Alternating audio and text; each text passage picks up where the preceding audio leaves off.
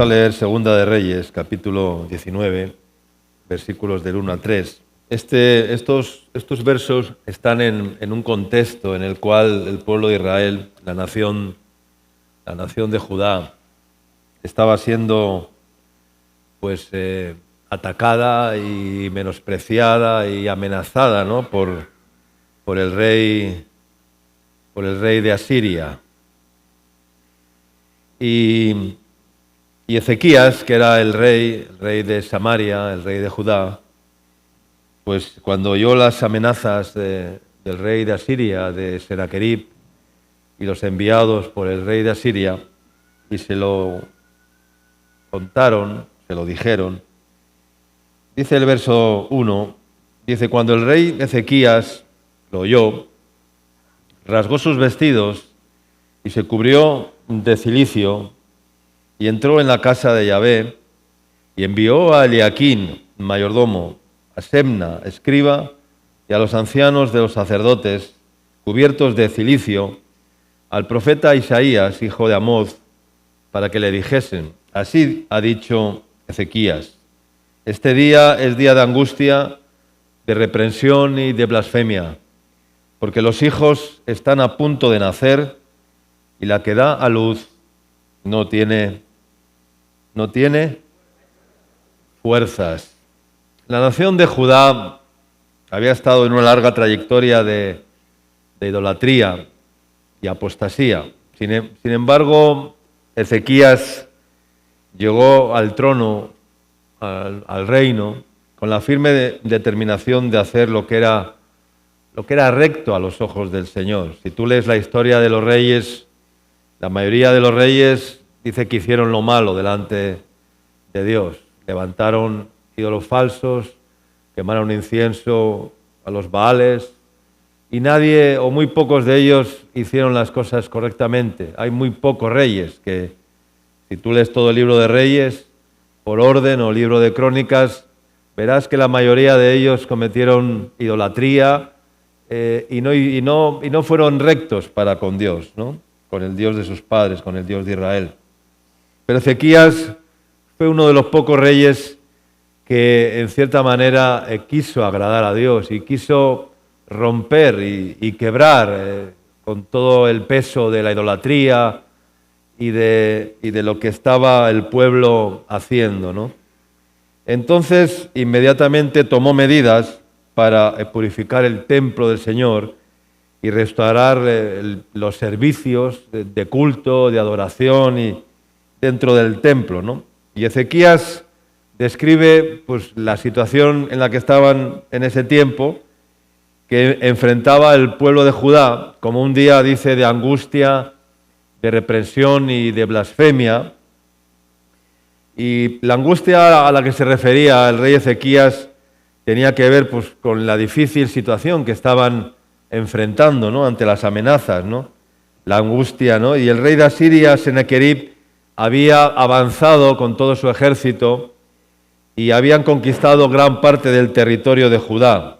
Ahora Jerusalén estaba rodeada, estaba sitiada y el pueblo de Judá se enfrentaba a la amenaza de ser conquistados y ser destruidos, ¿no? Sin embargo, en medio de esa difícil situación, Ezequías sigue buscando, ¿no?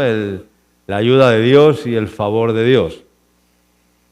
Y dice que le digan al profeta Isaías, para que le digan, y les envía a su mayordomo, a su escriba y a los ancianos, a que le digan a Ezequías, este es un día de blasfemia, un día de angustia, un día de oprobio, un día de vergüenza, porque estamos siendo atacados terriblemente y estamos siendo avergonzados.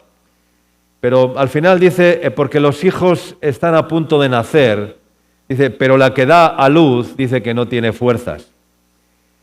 El problema no era tanto el oprobio o la aflicción o el dominio al cual estaban siendo sometidos, ¿no? Sino que el problema era que los hijos, dice que estaban a punto de nacer, pero la que tenía que dar a luz, dice que ya no tenía fuerza. En todo parto natural, sabemos que la mujer, cuando llega el tiempo, ¿verdad? Y se cumple el alumbramiento, los tiempos de gestación, pues la mujer cuando da a luz, yo no sé cómo será, pero he visto varios partos, ¿no? Y creo que la mujer pues se desgarra, ¿no? A la hora de dar a luz, ¿verdad? Y tiene que empujar. Son los momentos más duros, ¿verdad? Cuando ya el feto, el bebé quiere nacer, quiere salir, ¿verdad? Y la mujer, guiada por los médicos, por los ginecólogos o por el encargado de asistir al parto, le incita a la mujer cuando ya ha dilatado a que empuje, ¿verdad? A que haga fuerza, ¿no? Para que el niño salga, para que el bebé salga, ¿no? Haciendo fuerza, ¿no? Y dice la palabra en Eclesiastés capítulo 2, capítulo 3, versículo 2, creo que el otro día predicamos de Eclesiastés, el verso 1, todo tiene su tiempo, pero el verso 2, si le lees, dice que hay tiempo de nacer y hay tiempo de morir, tiempo de arrancar y tiempo de plantar y tiempo de arrancar lo plantado. Pero dice que hay tiempo de nacer. Y yo pensaba algo con esta palabra, ¿no? ¿Cuántas cosas en nuestras vidas, ¿verdad? En la iglesia, en la obra de Dios, ¿verdad? Pero principalmente en nuestras vidas, ¿no? En el aspecto personal, ¿cuántas cosas están a punto de nacer o tienen que nacer? Porque Dios quiere que nazcan, Dios quiere que haya fructificación, Dios quiere que se produzcan esas cosas que están para nacer, pero la mayoría de ellas se frustran porque la que tiene que empujar, en este caso la madre, en este caso tu vida o tú mismo, la que tiene que empujar con fuerza, dice que no tiene la fuerza del Señor para que se produzcan esos alumbramientos o esos partos gloriosos, ¿no? Y lo que tiene que nacer pues se queda ahí estancado, no nace, no lo alcanzamos, no llegamos a asir aquello para lo cual Dios nos ha llamado, ¿no? Para lo cual Dios nos ha levantado, para lo cual Dios un día nos salvó y nos llamó. Y hay cosas que están por nacer, hay infinidad de cosas que están por nacer, pero porque por falta de fuerzas para empujar, pues esas cosas se quedan ahí y nunca nacen, nunca crecen, nunca se hacen visibles en nuestras vidas, porque las hemos dejado ahí porque no tenemos fuerzas. Y todo parto es un dolor, pero todo alumbramiento es un gozo, dice la palabra, igual que la mujer encinta cuando da luz, dice, se olvida ya de todos los dolores y se olvida de todo lo que pasó cuando ve la criatura en sus brazos, ¿no? Y hermanos, es tiempo de empujar. ¿Cuánto dicen amén? Es tiempo de empujar con fuerza para que nazca todo aquello que esperamos y que creemos por la fe. Amén. No olvidemos nunca la palabra dada por el profeta Isaías que dice que los que esperan en el Señor tendrán nuevas fuerzas. Amén. Pero yo te pregunto en esta mañana, ¿qué fuerza tienes en el Señor? ¿Qué fuerza tenemos cada uno de nosotros en el Señor? ¿Y cómo me voy a esforzar? Porque esfuerzo y fuerza son la misma cosa. ¿Cómo me voy a esforzar? Porque humanamente todo esfuerzo es un fracaso. Humanamente todo esfuerzo es un fracaso. El humanismo nos trata de inculcar algunas cosas, algunos pensamientos, y es que si queremos alcanzar logros en la vida, si queremos tener éxito en la vida, si queremos prosperar, si queremos triunfar, si queremos que la vida o las cosas de la vida nos vayan bien, pues nos tenemos que esforzar, ¿verdad? Y los padres les dicen a sus hijos, hijo, tienes que esforzarte. Todo el mundo te dice en esa línea, o sea, si quieres alcanzar logros en la vida, tienes que esforzarte, tienes que hacer esto, tienes que hacer aquello, pero lo dicen humanamente. Y ningún esfuerzo humano, por muy lícito que sea, por muy bueno que sea, los esfuerzos humanos al final fracasan, porque todo esfuerzo humano tiende al fracaso. Tú me dirás, no, pastor, pero yo he conseguido con mis esfuerzos muchas cosas. Sí, de repente has conseguido algunas cosas, pero no te imaginas lo que puedes alcanzar en el Señor si dejas tus esfuerzos humanos, que son vanos, y empiezas a andar en las fuerzas y en el poder del Señor. ¿Cuánto dicen amén? Dice 1 Samuel, capítulo 2, versículos 8 y 9. Mira lo que dice acá. Dice, Él levanta del polvo al pobre y del muladar exalta al menesteroso para hacerle sentarse con príncipes y heredar un sitio de honor. Heredar un sitio de honor. Yo no sé si tú quieres heredar un lugar de honor, ¿verdad? No hay mayor honorabilidad que estar a la diestra del Padre. ¿Cuánto dicen amén? ¿Verdad? Los hijos o la madre de Zebedeo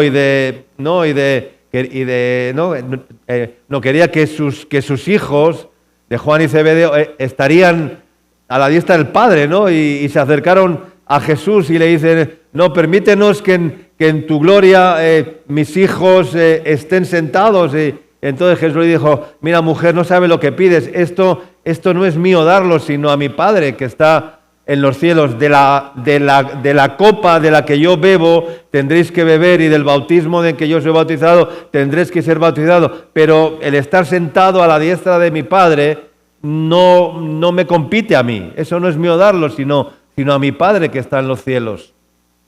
Porque todos queremos honorabilidad, ¿verdad? Y aquí dice, y heredar un sitio de honor.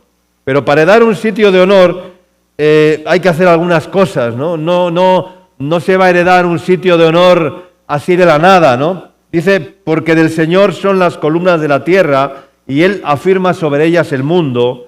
Dice, Él guarda los pies de sus santos, mas los impíos perecen en tinieblas. Y al final dice, porque nadie, diga conmigo, nadie será fuerte en su propia fuerza. Nadie será fuerte en su propia fuerza. Hoy tienes que salir de este lugar creyendo que tú, por tu propia fuerza, nunca vas a ser alguien fuerte. Amén.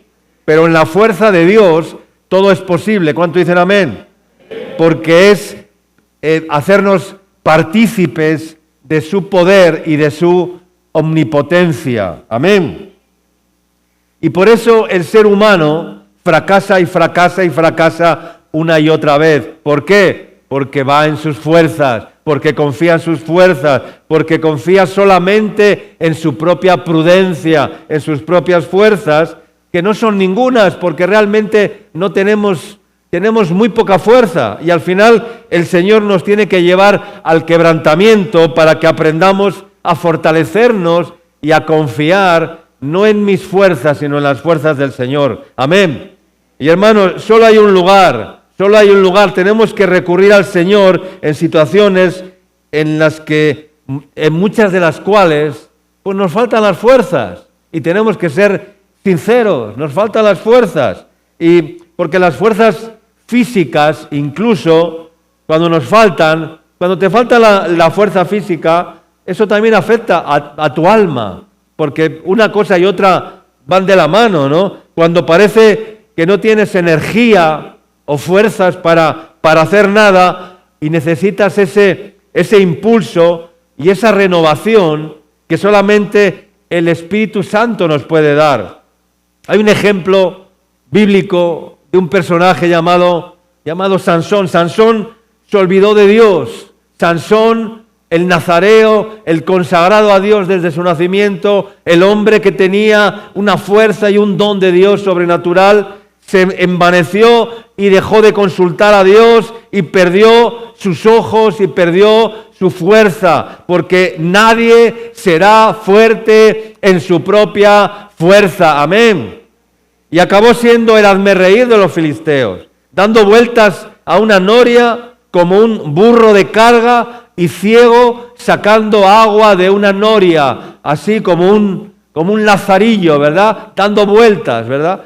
Y qué tremendo es este mensaje en el libro de Jueces, en el capítulo 16, en los versículos 23 en adelante, lo voy a parafrasear, pero dice que este Sansón, que ya quebrantado, ya humillado, sin ojos, es llevado a una fiesta del dios Dagón en el templo donde estaban los filisteos para ser objeto de burla.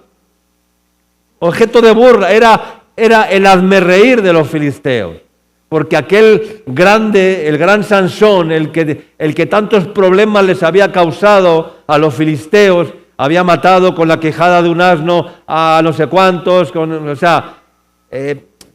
hazañas heroicas, ¿verdad? Por el poder del Espíritu de Dios que estaba sobre él, y venían sobre Sansón y le querían atar, y Sansón se quitaba las cuerdas, y no había manera, no podían con él.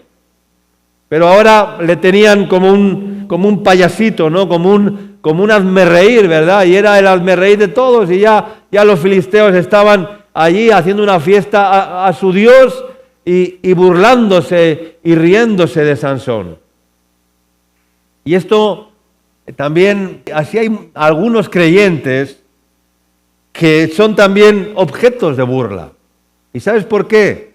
Porque han confesado al Señor muchas veces en sus vidas, han dicho Señor, Señor, han confesado a Jesús como su Dios, como su Salvador, como su Señor, pero luego lamentablemente viven atrapados en el mundo, o viven atrapados o manipulados por el diablo, por sus huestes, por sus demonios y por cualquier clase de ataduras, ¿verdad? Y viven esclavos de la mentira, del trago, no sé, de la fornicación, de las drogas, o yo qué sé, de tantas trampas que hay en este mundo, y hacen el ridículo más espantoso que puedan hacer por haber dicho y confesado que eran cristianos, que eran hijos de Dios, que habían conocido a Jesús.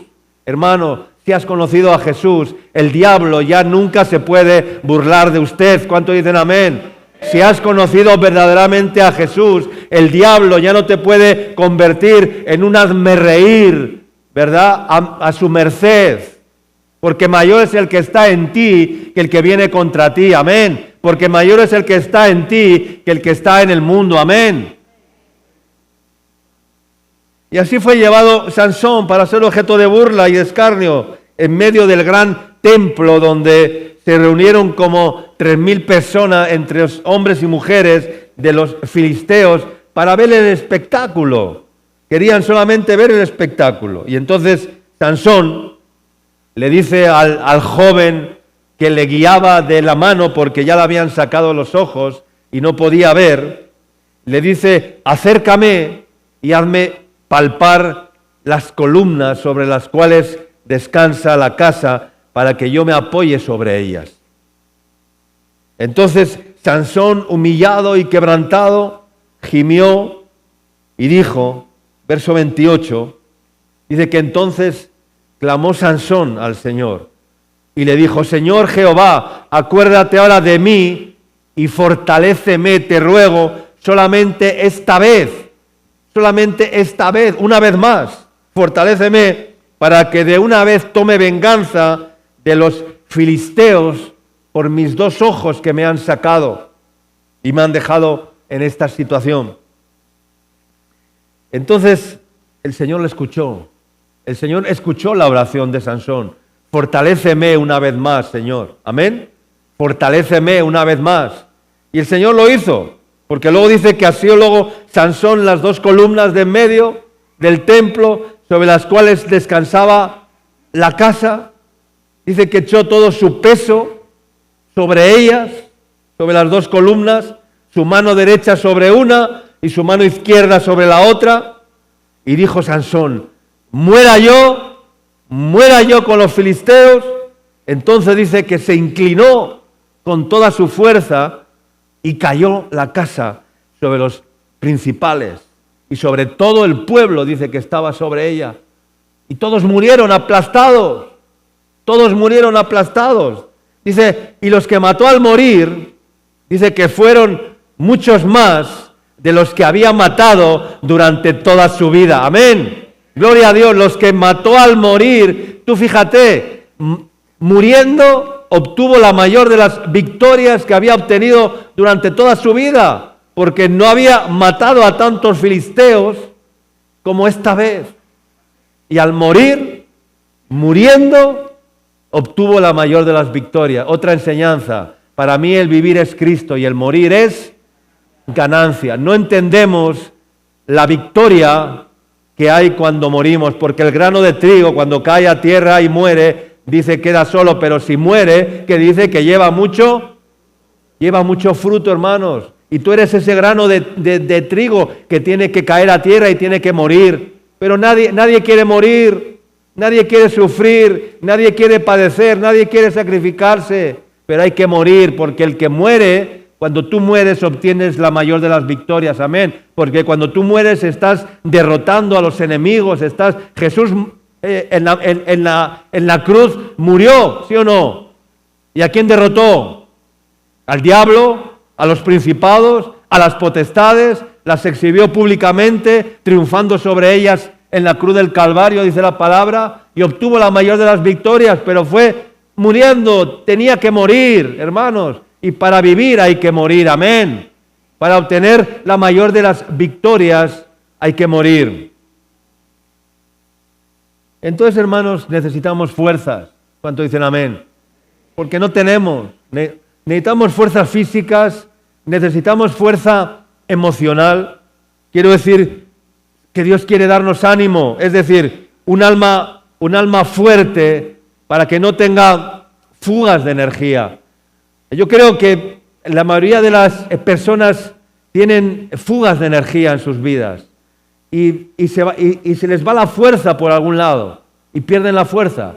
Y hay que tener mucha sabiduría para saber gestionar las fuerzas que tenemos de Dios y no tener esas fugas de energía, ¿verdad? Que tanto nos distraen, que tanto nos separan de la gloria de Dios, que tanto nos impiden alcanzar las cosas que están por nacer, tiempo de nacer, pero la que tiene que dar a luz no tiene fuerzas, amén, porque hay mucha energía que se fuga por un lado o por otro, hay pérdida de energía, hermanos, en nuestras vidas, hay muchas fugas, ¿verdad? Y cuando hay fugas en cualquier sistema eléctrico o hidroeléctrico o de agua, o sea, por las fugas ahí se pierde todo, se pierde la energía, se pierde la fuerza, se pierde la potencia, porque hay demasiadas fugas. Y a veces en las vidas hay tantas fugas de energía, hay tanta pérdida de energía, por tener un corazón enfermo, por no tener un corazón sano, un corazón sano es el que retiene las fuerzas, es el que retiene las energías y las puede proyectar hacia donde Dios quiere que las proyecte en un momento dado, en una circunstancia, en un asunto, están ahí las energías, y entonces cuando las necesitas para algo, para una circunstancia adversa, para una situación difícil, para enfrentar un problema, para hacer algo, entonces el Señor te dice, ahí está mi fuerza, ahí están mis energías, las tienes en tu corazón, las tienes en tu alma, solo tienes que sacarlas de dentro de ti para ponerlas a disposición. Entonces, hermanos, el diablo siempre busca, por lo tanto, debilitarnos en el área emocional, y por eso vemos tantas personas que tienen esas fugas de energía, como decía, lo cual les hace vivir en estados de depresión, en estados de tristeza, en estados de abatimiento, y todo lo que eso conlleva, hasta llegar a decir y levantarse un día por la mañana, es que hoy no tengo ganas de nada. Amén. ¿Tú has dicho eso algún día? ¿Sí? ¿Sí? ¿Sí? ¿Sí? ¿Cuántos han dicho eso alguna vez? Que te levantas por la mañana y dices, wow, otro día, las 7 de la mañana, y te vienen a la mente un montón de, no tengo ganas de nada, no tengo ganas de nada. Yo no quiero decir eso nunca. Amén. No quiero decir eso. Y cuando a veces, hasta mi mujer a veces algún día se lo he escuchado, dice, ¿pero qué te pasa? Dice, no, es que no tengo ganas de nada. Pues un mal asunto si no tenemos ganas de nada. Y si lo confiesas con tu boca todavía peor. Porque lo que confiesas con tu boca, ¿verdad? Al final te alcanza. Amén. Hoy no tengo ganas de nada. Nunca digas eso. Porque eso te va a abatir todavía más y te va a llevar todavía a hacer cosas que no debes hacer. Porque cuando uno entra en desgana, vienen los demonios, vienen los acreedores, vienen las tentaciones, vienen las ventanas abiertas, las puertas que no has cerrado, y el diablo te dice, mira, ahí tienes una puerta, ahí tienes una ventana, ahí tienes una salida, ahí tienes algo que mirar, algo que ver, no tienes ganas de nada, pues es como los que entran en ese estado de el yoga y todo ese tipo y la meditación trascendental, esos vacíos son peligrosos, ¿no? Porque cuando la casa está vacía y esos estados de meditación trascendental y hacer yoga para encontrar la paz y todo ese tipo de tonterías, eso es abrirle puertas al diablo. ¿Sabes por qué? Porque eso crea un vacío de autoridad. Y cuando hay un vacío de autoridad, ¿qué pasa? Cuando en un gobierno, cuando en un estado, cuando en una institución, cuando en una empresa hay un vacío de autoridad, ¿qué pasa? ¿No? ¿Qué dice el refrán? Que cuando el jefe no está, los ratones hacen fiesta, ¿no? Ya, pues es así. Cuando hay un vacío de autoridad en tu casa, en tu vida, cuando hay un vacío de autoridad, no, si lo dice la palabra, dice que cuando el espíritu inmundo sale del hombre, dice, y vuelve, dice, y haya la casa como vacía y adornada, entonces dice que llama a otros 7 espíritus peores que él y le dice, vengan, que aquí hay una casa que está vacía, aquí hay una puerta que no ha sido cerrada, aquí hay una ventana que está abierta, podemos entrar con facilidad. Vengan, que aquí hay un botín. Hay un botín aquí, nos vamos a poner, vamos a frotarnos las manos, nos vamos a poner las botas. Hay un botín, porque hay un vacío de autoridad, hermano. Nunca dejes la mente en blanco, amén. Nunca dejes el espíritu abatido, nunca dejes no tu mente volar y decir, no quiero saber nada, no quiero pensar en nada, ¿verdad? Porque eso es peligroso, hermano, eso es peligroso. Esos vacíos traen problemas y van a traer muchos problemas a tu vida. Salmos 61, versículos del 1 al 4. Dice, oye, oh Dios, mi clamor, a mi oración atiende, desde el cabo de la tierra clamaré a ti, cuando mi corazón desmayare. Llévame a la roca que es más alta que yo. Amén. Llévame a la roca que es más alta que yo, porque tú has sido mi refugio y torre fuerte delante del enemigo. Yo habitaré en tu tabernáculo para siempre, estaré seguro bajo la cobertura de tus alas. Amén. El Señor está esperando que clamemos a Él, sí. Cuando estamos en situación de debilidad, precisamente ahí es cuando no tienes ganas de nada y mucho menos de orar, porque cuando no tienes ganas de nada, mucho menos vas a tener ganas de orar y de buscar a Dios. Es cuando tienes que esforzarte y ponerte de rodillas con sinceridad y decirle al Señor, Señor, no tengo fuerza ni para respirar casi, pero quiero rogarte que hoy soples con tu aliento en mi alma. Amén. Y renuévame en tu gozo, que es mi fortaleza. Amén. Porque cuando estamos quebrantados nos sentimos más sensibles, hermanos, a las palabras del Señor. Y por eso es que Dios permite el quebrantamiento. Lo permite porque así somos menos orgullosos, somos menos altivos, somos más humildes y además nuestra sensibilidad aumenta y la conciencia se afina tanto que cualquier falta pequeña nos parece muy grande. No sé si te ha pasado alguna vez cuando estás en esa situación en la que estás en sintonía con Dios, ¿verdad? Cualquier falta pequeña que en otro momento la hubieras omitido, ¿verdad? O la habrías pasado por alto, pero como estás cercano a Dios, cualquier cosa pequeña, el Señor te dice no, no es pequeña, es importante, ¿verdad? No la pases por alto, no la omitas, no la minimices, sino que ponte pilas. Y Dios lo permite, y es porque necesitamos para que seamos cada vez más libres de nosotros mismos, que es nuestro mayor enemigo.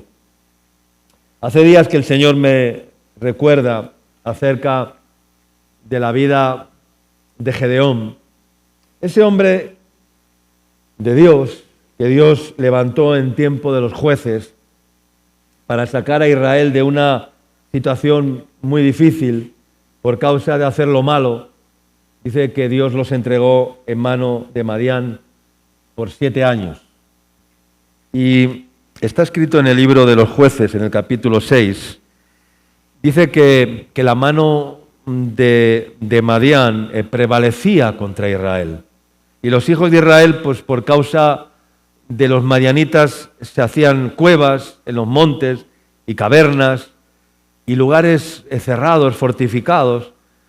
Pues sucedía que cuando Israel sembraba y tenía una cosecha, pues entonces dice que subían los madianitas y los amalecitas y los hijos del oriente contra ellos, subían, los atacaban y acampando contra ellos dice que destruían las cosechas, los frutos de la tierra, ¿verdad? Y no dejaban nada que comer en Israel, ni ovejas, ni bueyes, ni asnos.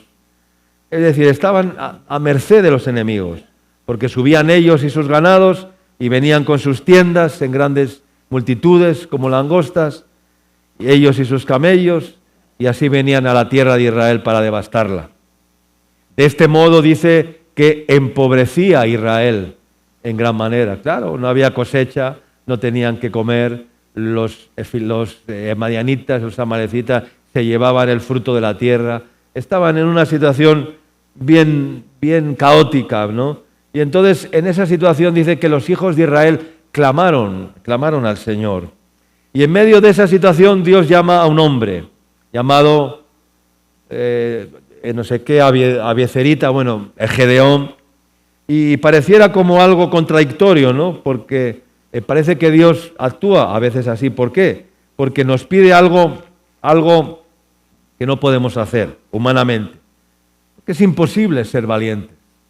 Humanamente nadie es valiente. Humanamente nadie es valiente. Todos somos temerosos. Es imposible ser valientes si el Señor no nos da la valentía. ¿Cuántos dicen amén? Es imposible ser esforzados si el Señor no nos esfuerza. Ser sacrificados, no podemos hacerlo. Pero nos lo pide Dios para que nos aferremos a Él. Y entonces Dios lo hace posible, ¿no?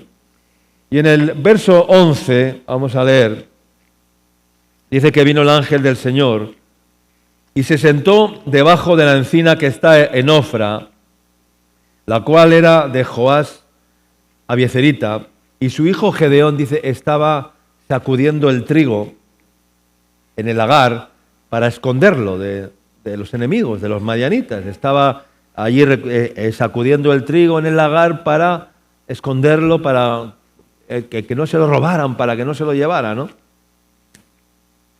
Y el ángel del Señor dice que se le apareció a Gedeón y le dice, Yahvé está contigo. Amén. Y qué bueno que Dios te diga, Dios está contigo. Amén. Dios está contigo. Amén. ¿Cuántos lo creen? Dios está contigo. Amén. Pero luego le dice, varón esforzado y valiente. Varón esforzado y valiente. Pero fíjate lo que respondió Gedeón. Porque Gedeón pensaría, ¿yo esforzado y valiente? Si mira lo que estoy haciendo, Señor, estoy escondiendo el grano, estoy escondiendo el trigo por miedo y por temor a los madianitas.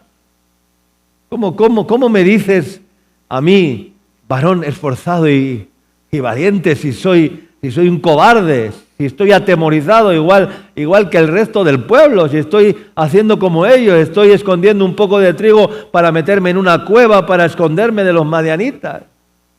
Y tú me dices, Dios está contigo, varón esforzado y valiente. Y Gedeón le respondió, verso 13, ¡ay, Señor mío! Si el Señor está con nosotros, ¿por qué nos ha sobrevenido todo esto? ¿Por qué? ¿Por qué esta situación? ¿Dónde están sus maravillas que nuestros padres nos han contado, diciendo, ¿no nos sacó el Señor de Egipto? Y ahora el Señor nos ha desamparado y nos ha entregado en manos de los madianitas. Así estaba Gedeón y se lo dijo al ángel, le dijo, pero ¿qué dices? Pero si mira cómo estamos, pero si mira la situación en la que el Señor nos ha metido, si Dios nos ha abandonado, nos ha desamparado. Y mirándole el Señor, porque era el ángel del Señor, era Dios mismo, no era, ya he comentado esto acerca de los ángeles, porque cuando dice el ángel del Señor es Dios mismo, no es lo mismo el ángel del Señor que los ángeles del Señor. ¿Ya? No es lo mismo. Cuando la Biblia dice vino el ángel del Señor, es como una epifanía, que es como el ángel mismo, es como Dios mismo en forma de ángel. Es Dios mismo, es el ángel del Señor. No, cuando dice los ángeles, sí, son los ejércitos, los ángeles que están en los cielos, son los ángeles que son seres ministradores de Dios en nuestro favor, como dice la Biblia, pero cuando dice el ángel del Señor, es Dios mismo, porque aquí lo dice después, dice, y mirándole el Señor, ya no dice el ángel del Señor, le dice, mirándole el Señor, le dijo, ve con esta, ¿cómo? Ve con esta tu fuerza, ve con esta tu fuerza, y salvarás a Israel de la mano de los madianitas. ¿No te envío yo acaso? ¿No te envío yo? ¿No te envío yo? Dice el Señor. Porque esta que es tu fuerza, tu poca fuerza, yo la voy a multiplicar, por muy débil que sea. Tú pon solamente un poco de tu fuerza. Es como si el Señor te dijera, tú pon el 1%, que yo voy a poner el resto. ¿Cuánto dicen amén? Porque no tienes fuerza en ti mismo, no tienes nada, no tenemos nada. Pero el Señor te dice, ve con esta tu fuerza, que yo voy a hacer el resto. Amén. Y Gedeón se resiste. Entonces, verso 15 le respondió, ay, Señor mío, otra vez, ¿con qué salvaré yo a Israel? Pero ¿no te he dicho, Gedeón, que vayas con esta tu fuerza? Y otra vez, ay, Señor mío, ¿con qué salvaré yo a Israel? He aquí que mi familia es pobre en Manasés y yo el menor de la casa de mi padre. Se estaba menospreciando a sí mismo. Mira, el Señor, si yo vengo de una familia pobre, si mi familia es la familia más pobre de Manasés, de esa tierra, vengo de una familia pobre. ¿Qué me estás diciendo? ¿Cómo voy a salvar yo a Israel si vengo de una familia pobre? Si mi familia es pobre en Manasés y yo además soy el menor de todos, de mi padre, de la casa de mi padre, si soy el último de la fila, si a mí nadie me considera, si a mí nadie me tiene en cuenta, si a mí nadie me ha llamado, si a mí nadie me ha dicho nada, ¿verdad? ¿Cuántas veces nos hemos sentido así? ¿Cuántas veces te has sentido así? ¿Verdad? Y te has menospreciado a ti mismo. No te menosprecies, hermano. Nunca te menosprecies, amén. Porque Dios está contigo, amén. Nunca te menosprecies, ni tú menosprecies a nadie. ¿Cuánto dicen amén? No te menosprecies a ti mismo, ni menosprecies a los demás, amén. Y esto es un principio. Verso 18. El Señor le dijo, ciertamente yo estaré contigo y derrotarás a los madianitas como a un solo hombre. Amén. Ciertamente yo estaré contigo y derrotarás a los madianitas como a un solo hombre. Amén. Yo no sé cuál es el ejército de Madián que te persigue en tu vida? ¿Quiénes son los madianitas que te están persiguiendo, verdad? Pues el Señor te dice, yo estaré contigo y derrotarás a los madianitas como a un solo hombre. Y por eso Pablo, en la epístola a los Efesios, Pablo en el capítulo 6 les decía estas palabras, ¿no?, que tanto conocemos. Por lo demás, hermanos míos, fortaleceos en el Señor y en el poder de su fuerza. Por lo demás, hermanos míos, fortaleceos ¿en quién? En el Señor y en el poder de su fuerza. Amén. Vestíos de toda la armadura. Vestíos de toda la armadura para que podáis estar firmes contra las asechanzas del diablo, porque nuestra lucha no es contra carne ni sangre, sino contra principados, contra potestades, contra las huestes espirituales de maldad en las regiones celestes. No tenemos lucha contra carne y sangre, hermano. Lo hemos predicado muchas veces. La lucha no es contra carne, no es contra sangre, no es humana, es espiritual. Dice, por tanto, dice otra vez, tomad toda la armadura para que podáis resistir en el día malo. Y habiendo acabado todo, estar firme. En el día malo, hermano. En el día que te levantas por la mañana y dices, hoy no tengo ganas de nada. Ese es el día malo. Ese es el día malo. Pues ese día es cuando más te tienes que poner la armadura. ¿Cuánto dicen amén?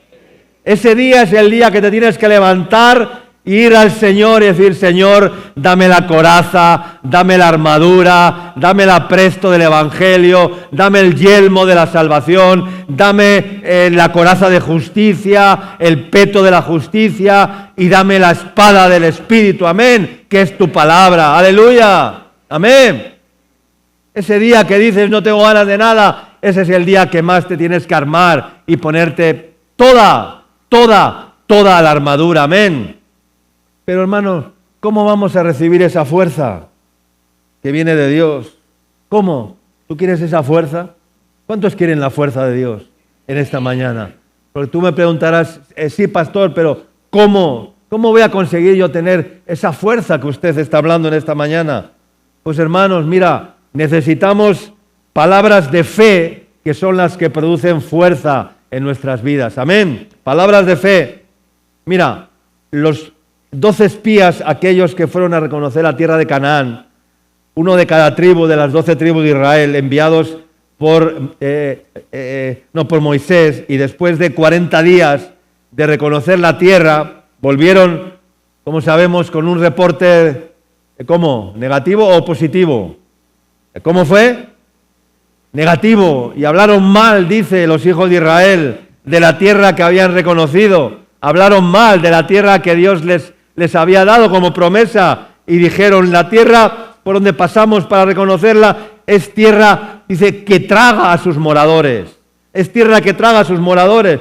Y todo el pueblo que vimos en ella son hombres de grande estatura. Y también vimos allí muchos gigantes. Amén. Eso fue lo que dijeron. Vimos gigantes, vimos hombres de grande estatura, vimos que era una tierra que tragaba a sus moradores. Madre mía, vinieron asustados, espantados, atemorizados, aterrorizados, ¿verdad? Y entonces desanimaron al resto del pueblo y robaron las fuerzas al pueblo de Dios, y por eso fueron apartados por Dios y la mayoría de ellos murieron luego de enfermos y leprosos y una serie de cosas, ¿no? ¿Por qué? Porque desanimaron al pueblo. Pero Josué y Caleb aparecen en medio de esa situación y traen palabras de fe, traen palabras de ánimo que fortalecen los corazones débiles. Personas que con una fe sencilla, porque la fe no es nada complicado, a veces complicamos demasiado las cosas, hermano. La fe es sencilla, la palabra es sencilla, tenemos que ser hombres sencillos de Dios, ¿verdad? Y hablar las palabras de Dios como están escritas en la Biblia, y no buscar hacer el triple salto mortal y hacer de la Biblia un espectáculo y hacer... No, hermanos, hay que ser sencillos porque la victoria está en la sencillez y la fe se mueve en la sencillez. Y Josué y Caleb eran hombres sencillos, pero que traían palabras de fe, de ánimo, que fortalecían los corazones y con una fe sencilla transmitían buenas sensaciones, palabras de fe que producen en nuestras vidas las fuerzas de Dios. Amén. Que viene por el oír las palabras de fe y el oír con fe. Amén. Porque una palabra de fe, hermano, es como un motor de 80 caballos, de 120 caballos, no sé cómo decirte. Di la palabra y mi criado sanará. Una palabra tuya es suficiente. ¿Cuánto dicen amén? Una palabra de Dios, una palabra rema de Dios, una palabra viva de Dios en tu vida es como un fuera borda, no sé cómo decirte. Los discípulos aquella noche estaban remando en la barca con gran fatiga porque se dormían y estaban atemorizados y era la tercera vigilia de la noche y el Señor les vio que estaban remando con gran fatiga y se estaban cansando y entonces el Señor se les apareció en medio de la noche y en la barca y dijeron, es un fantasma y no reconocieron a Jesús, pero cuando Jesús les dijo, yo soy, no temáis. Y entonces dice que entonces ya aquello parecía una fuera borda, la barca que antes estaban que ya no avanzaban con los remos, cuando el Señor se les presenta y les da una palabra, aquello ya parecía una lancha, una fuera borda, una zodia con un motor y empezaron a correr y a ver la gloria de Dios, hermano, porque una palabra de fe es suficiente, amén. Pero necesitamos experimentar esas palabras de fe en nuestras vidas. Porque dice la palabra, sed imitadores de aquellos que por la fe y la paciencia heredaron las promesas. Es decir, aquellos que tenemos una fuerza porque tenemos una verdad en nuestro interior que nos hace ser tenaces, constantes, eficaces, porque estamos direccionando correctamente nuestras energías y no tenemos fugas, amén. No tenemos pérdida, no tenemos fugas, no se nos va la fuerza por un lado o por otro, no. Yo retengo las fuerzas que Dios me da, amén. Y no quiero que se fuguen por ningún lado. Y Dios me dijo esto y Dios lo va a cumplir. ¿Cuánto dicen amén? Dios me dijo esto y Dios lo va a cumplir. Entonces, hermano, otra fuente de energía son las promesas de Dios. La fe en su palabra nos dice, y esperar en el Señor significa es tener fe en sus palabras, es tener fe en lo que Él ha dicho. Y dice la palabra en Hebreos, en el capítulo 11, en un versículo al final del capítulo, dice que por la fe conquistaron reinos, que por la fe taparon bocas de leones, que por la fe hicieron justicia, que por la fe alcanzaron promesas, que por la fe apagaron fuegos impetuosos, que por la fe evitaron filo de espada, pero dice una parte que por la fe, dice, sacaron fuerzas de debilidad, sacaron fuerzas de debilidad. Hebreos 11:34, sacaron fuerzas de debilidad. Amén. Porque cuando soy débil, entonces soy fuerte, decía el apóstol Pablo. Porque el Señor me ha dicho, bástate mi gracia, porque mi poder se perfecciona en la debilidad. Pero hay que entender ese versículo, hermano. No podemos decir, no, es que mi poder se perfecciona en mi debilidad. Hay debilidades que tenemos que enfrentar. Ahí no se perfecciona el Señor.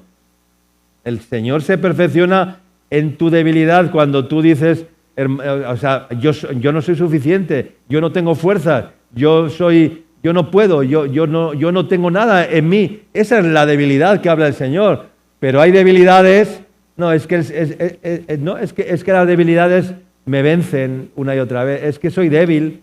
Hay personas que me han dicho es que soy débil. No, hermano, no eres débil. Eres alguien que te dejas superar y vencer por las debilidades. No que seas débil, porque si fueras débil, entregarías tus debilidades al Señor y el Señor te haría fuerte. Amén. Fuerte. Fuerte para no caer, fuerte para no tropezar, fuerte para estar firme, fuerte para estar victorioso, fuerte para vivir en victoria cada día. Amén. Y otra fuente de energías tremenda es la consagración. Diga conmigo, la consagración. Hay gente que no tiene fuerzas ni energías porque no están consagrados a Dios. Porque no están consagrados a Dios y no acaban de entregar completamente sus vidas a Cristo. Nunca llegan a tener una entrega total y absoluta en sus vidas, una rendición completa. Y entonces no hay consagración y por lo tanto hay pérdida de energías, hay pérdida de fuerza, porque tienen un corazón dividido, porque miran al mundo, porque miran aquí, porque miran allá, porque, luego dicen, es que no tengo fuerzas. Claro, ¿cómo vas a tener fuerzas si estás malgastando tus fuerzas, ¿verdad?, en lo que no aprovecha? ¿Cuánto dicen amén? En lo que no aprovecha, en lo que no trae ningún beneficio, y ahí estás malgastando tus fuerzas, malgastando tu trabajo, porque el que trabaja a jornal recibe su jornal en saco roto, dice la palabra. Amén. Y trabajar a jornal, yo entiendo, es malgastar las fuerzas y hacerte esclavo de algo que luego no te genera vida, no te genera esperanza, no te genera bendición de Dios en tu vida. Y hermanos, el pecado lamentablemente o irremisiblemente nos roba todas las fuerzas. ¿Cuánto dicen amén? El pecado te roba las fuerzas, hermano. Cuando tú pecas, te vuelves, como un junco, como como una hierba débil. El pecado nos quita las fuerzas porque es como un pecado, es como un cañonazo. Un cañonazo, te lo voy a explicar en términos marítimos, es como un cañonazo, ¿verdad?, en la línea de flotación. En la línea de flotación. Hay muchos que se hunden como los barcos porque han dañado su línea de flotación. Algunos no saben lo que es la línea de flotación. ¿Qué es la línea de flotación? Es la línea imaginaria que separa la parte sumergida del casco del barco, ya, de la parte de flotación, la que está por encima del agua, y por lo tanto ya no hay posibilidad ninguna de mantenerse a flote. Es como le pasó al Titanic. ¿Qué le pasó al Titanic? Que se rajó. ¿Por qué? Porque se dañó la línea de flotación. Ya no había manera de cómo, ya por mucho que querían sacar agua y evacuar agua y sacar agua, ya no había manera porque la línea de flotación se había ya rebasado, había superado la línea de flotación, entonces no había cómo rescatar, ya el barco se iba a hundir porque la línea de flotación ya se había superado. No había manera, era imposible que ese barco volviera a flotar, porque estaba ya por debajo de la línea de flotación. Y así es el pecado, hermanos. El pecado en nuestras vidas daña la línea de flotación, de tal manera que te hundes, y cuando te quieres levantar ya no puedes, porque ya la línea de flotación se ha superado, hermano. Y entonces ya no te queda ninguna fuerza. ¿Cuánto dicen amén? Ya no te queda ninguna fuerza porque el pecado te ha robado todas las fuerzas, hermano. Hay personas que no tienen fuerzas porque el pecado les está robando las fuerzas. Amén. El pecado te roba las fuerzas, hermano. El mundo te roba las fuerzas. Lo he dicho muchas veces. El mundo demanda, el mundo tiene unas demandas tan exigentes, ya, que le tienes que dedicar tanto tiempo, tantas energías, tanto trabajo en vano, ¿verdad? Y el mundo te va pasando factura. Te va pasando factura, hermano. Y por eso hay que alejarnos del mundo. Alejarnos del mundo, separarnos del mundo. Y así es el pecado. Así es el pecado. Dice la palabra de Dios en el libro de Josué que el pueblo de Israel no pudo vencer a un pueblo muy pequeño, o sea, mucho más pequeño que Israel. Se llamaba Jai, esa nación. Lo habrán leído en Jueces capítulo 7, el pecado de Acán. Y Israel estaban extrañados porque se veían derrotados por aquel pueblo que era insignificante, era un pueblo pequeñito llamado Jai, pero no sabían por qué y entonces les tenían allí, o sea, les tenían sometidos en cierta manera. Entonces Josué tiene una revelación del Señor y le dice, hay anatema en el pueblo. Ve a la tienda de Acán, escarba allí y mira allí. Había miles de familias en Israel. Y el Señor le dice, no, ve a la tierra, ve a esa tienda, a la de Acán, y allí vas a encontrar algo. Ojo, revelación. Eso es un don, ¿no? Es como cuando alguien te dice el Señor, ve a tal sitio que vas a encontrar a una persona haciendo algo indebido, ¿verdad? Eso es un don de ciencia, don de revelación. Ve a la tienda de Acán. Y Josué fue a la tienda de Acán. Y Acán, ¿qué había hecho? Había escondido debajo de un manto babilónico de gran valor, un manto escarlata y unos lingotes de oro. Lo había puesto debajo de la tienda. Y ese era el motivo por el cual Israel no podía vencer al pueblo de Jai. Y sus enemigos constantemente les vencían. Entonces Josué tuvo que ir allí y descubrió el asunto, el porqué. Esas son las consecuencias del pecado. Había pecado oculto en el pueblo y eso provocaba una fuga de energías por muchos ejércitos que tuvieran, por muchos misiles que tuvieran, por muchos explosivos que tuvieran, por mucho armamento que tuvieran. No servía de nada, porque el pecado hacía que las fuerzas se fugaran y no podían vencer. Entonces, hermanos, cuando hay pecado en nuestras vidas, no podemos tener fuerza de Dios. Amén. No podemos para vencer al diablo que acusa, que señala y que debilita. Amén. Y así muchos dan lugar al diablo para dañar sus almas y dañar sus corazones. Amén. Vamos terminando y oramos. El Salmo 84 dice, el verso 5, el Salmo 84 dice, bienaventurado el hombre que tiene, ¿qué dice? En ti sus fuerzas.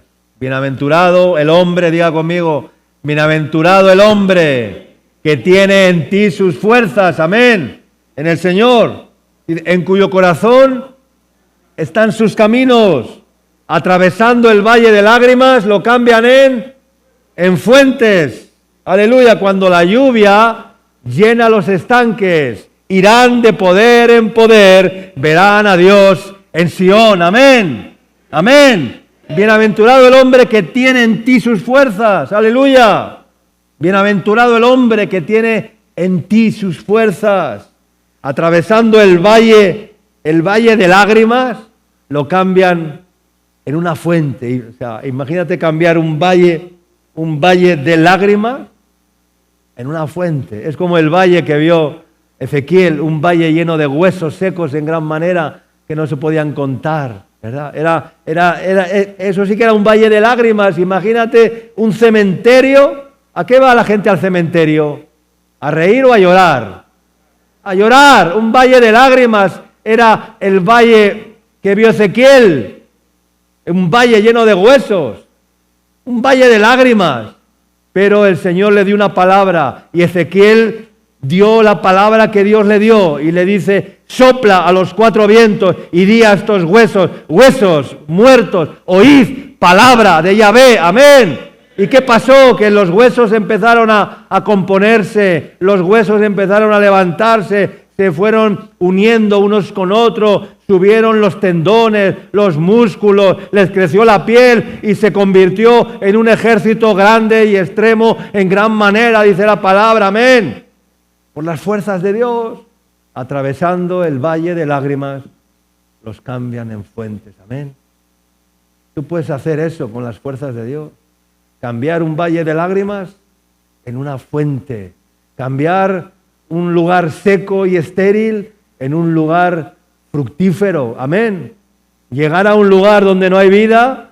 Yo he llegado a obras donde no había, donde no había vida, donde eran desguaces. Un desguace es un lugar donde se acumulan los vehículos que ya no sirven. ¿Aquí cómo lo llaman? No, allí en España le llamamos el desguace o la chatarrería, donde están los vehículos inservibles, ¿ya? Yo he llegado a lugares, hermanos, donde la obra era un desguace, ni había medios, ni había obreros, ni había nada, ¿ya?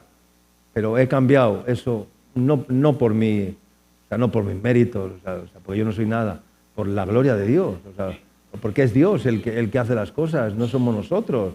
Es cuando tú vas en la fuerza de Dios, cuando tú dices, como Gedeón, pero ¿quién soy yo, Señor?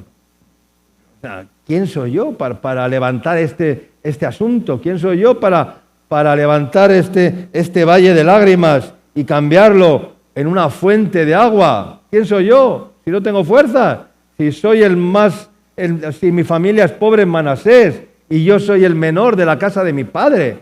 ¿Qué me estás diciendo, Señor? No, ve con esta tu fuerza, dice el Señor, amén. Ve con esta tu fuerza. No te envío yo. Y punto. Eso es suficiente, es decir, pero si yo voy delante de ti, amén. Y enderezaré los lugares torcidos, dice el Señor. Yo voy delante de ti, dice el Señor. Voy a enderezar tus sendas, los lugares torcidos. Voy a llenar los estanques. Voy a abatir los montes. Voy a rellenar los valles. Aleluya. Voy a hacer que fluyan las aguas. Amén. Porque yo voy contigo, dice el Señor. Me miran con una cara un poco extraña ustedes, no sé. Estoy yo solo, no sé, o esto solo lo... Dice, no, es que usted es el pastor, es el ungido de Dios, no, yo soy como tú, hermano, yo soy el más pobre de la familia de mi padre. Ya. Pero, hermanos, es la fe la que te hace creerlo, aleluya. Es por la fe, hermanos. Aleluya. Y termino y oramos. Ponte de pie donde estás. Pongan en la pantalla Salmos 92, versículo 10. Y repita conmigo, pero tú aumentarás mis fuerzas como las del búfalo. Seré ungido con aceite fresco. Aleluya, otra vez. Pero tú aumentarás mis fuerzas como las del búfalo, y seré ungido con aceite fresco. Aleluya, amén. Créelo, hermano, créelo en esta mañana. Aleluya, créelo y verás la gloria de Dios. Amén.